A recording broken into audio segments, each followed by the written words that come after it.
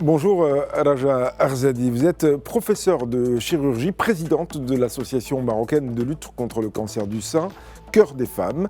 Dans quelques minutes s'ouvre Officine Expo 2026, ça se passe à Marrakech. D'ailleurs, juste après cet entretien, vous participerez à cette ouverture. Et c'est l'occasion avec vous, si vous voulez bien, de parler de l'industrie pharmaceutique au Maroc et en Afrique, ou plus particulièrement même du médicament. Merci en tout cas d'avoir accepté l'invitation de Medi 1 TV et de cette matinale en particulier. La place du médicament au Maroc et en Afrique, on sait que beaucoup de Marocains, par exemple, se plaignent souvent de l'absence de ces médicaments, avec des ruptures de stock, avec parfois même des pénuries. Et on se doute qu'en Afrique, ailleurs, en Afrique subsaharienne, ça doit être aussi le cas. Qu'est-ce que vous en pensez? Qu'est-ce que vous en dites? Est-ce qu'il y a aussi des défis à relever qui sont très importants? Merci pour votre invitation à l'occasion de ce grand événement Officine Expo à sa 23e édition. C'est un sujet crucial que vous posez là. Jamais la santé n'a été soumise à autant de défis, à autant d'intérêts. Et on le voit, il y a une accélération des politiques, il y a une refonte des systèmes de santé, et le mot d'ordre, c'est la souveraineté sanitaire, surtout après la crise sanitaire. Alors, évidemment, la souveraineté sanitaire, c'est d'abord l'industrie pharmaceutique. Il y a évidemment les ressources humaines, la gouvernance et tout ça, je passe, mais l'industrie pharmaceutique, qui est le fer de lance en Afrique, le Maroc, en matière d'industrie pharmaceutique, il y a de quoi être fier, puisque sur plus de 50 laboratoires, on produit pratiquement 70% jusqu'à 80% des besoins et des Marocains, et à l'export pour tout le continent. On est pratiquement entre le deuxième et le troisième fabricant, producteur de médicaments. Donc tout ça, c'est une fierté, c'est encourageant, et ça permet aussi justement cette souveraineté et cette équité en matière de médicaments. Mais n'empêche qu'il y a des choses à la fois à encourager et à réguler, et en particulier la recherche, pousser la recherche, parce qu'on a des maladies spécifiques à notre continent, donc on ne peut plus, et on a vu cette dépendance au cours de la crise par rapport aux médicaments. Le principe se fait ailleurs, il se produit ailleurs, comme on le dit, l'Inde et la Chine sont les pharmacies du monde, donc on reste, on a vu des ruptures dans des pays qu'on pensait jamais avoir une rupture, comme en Europe, et nous, par ce fer de lance, encore une fois, on a vu beaucoup moins de ruptures qu'ailleurs. Encore une fois, il y a des choses, il y a une technologie qui explose et qu'il va falloir suivre. Il y a surtout, j'insiste sur la recherche, parce que la recherche ne se fait pas seule. Et puis, il y a ces maladies spécifiques à notre continent, donc il va falloir faire une recherche visant ces maladies. Et on voit que des choses se font, mais il y a encore enfin, non, en matière de gouvernance, en matière de régulation, en matière de recherche, en matière d'incitation, il faut qu'on puisse arriver à notre souveraineté sanitaire médicamenteuse. Et aujourd'hui, le Maroc se positionne, aspire à être hub de la santé en Afrique.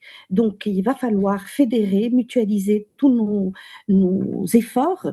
On ne naît pas chercheur, mais il y a tout un contexte, un environnement pour que cette recherche pousse, pour qu'elle se développe, pour que l'on puisse être autonome en matière médicamenteuse. Oui. Bien Alors, sûr. des rendez-vous comme celui-ci, là, auquel vous allez participer, Officine Expo 2026, ce sont des rendez-vous importants justement pour faire le point sur l'existant, parfois ignoré par certains, et surtout sur les défis à relever pour pouvoir se rassembler, les relever ensemble.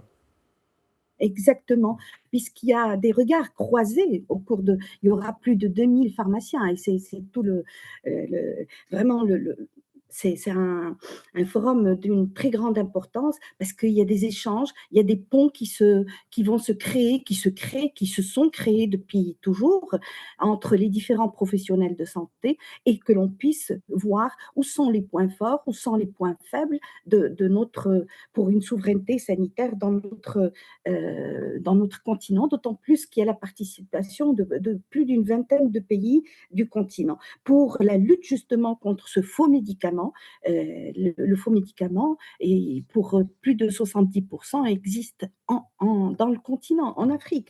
Donc il va falloir protéger la population de ce faux médicament. Il va falloir plus de régulation, plus une meilleure gouvernance par rapport à ce que vous disiez, la rupture des stocks, surtout par rapport aux médicaments essentiels qui des fois font paniquer le citoyen, font paniquer aussi le professionnel de santé qui ne trouve pas un médicament à prescrire et il sait qu'il est crucial, vital.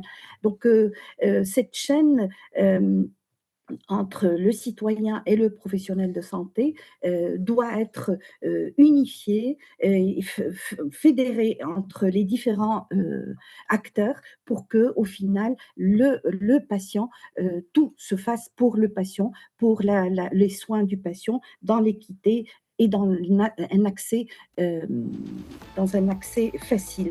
On sait que les pharmaciens, il y en a plus de 12 000 sur le territoire, donc ils couvrent pratiquement tout le territoire et c'est une force pour la santé, pour le système de santé. Bien sûr, mais autant faut-il être correctement approvisionné, comme vous l'avez sous-entendu.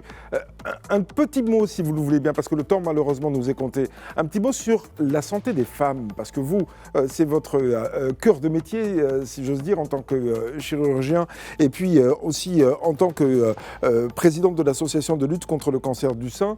La santé des femmes au Maroc et en Afrique, là aussi, c'est un sujet de préoccupation en termes médicamenteux. Tout à fait, tout à fait. La santé de la femme, c'est un indicateur de performance d'un système de santé. Un système de santé, on sait qu'il est bon quand la santé de la femme, qui est le noyau de la famille, le noyau de la société. Je ne le dis pas par féminisme, mais la femme a cette particularité, elle a sa singularité dans certaines périodes de la vie. Donc il faut une politique spécifique pour la santé de la femme. Malheureusement, la mortalité maternelle est très élevée dans le continent africain. Elle dépasse, plus de 70% de la mortalité est en Afrique. Ouais. Elle dépasse les 500 décès pour 100 000 naissances. Et puis, il ne faut pas oublier les changements climatiques qui impactent la santé de la femme. Elle paye le plus lourd tribut. Puis il y a ces pathologies spécifiques, le cancer du sein qui explose. Et donc tout ça nécessite l'information, nécessite la prévention primaire, secondaire et tertiaire pour soigner la femme.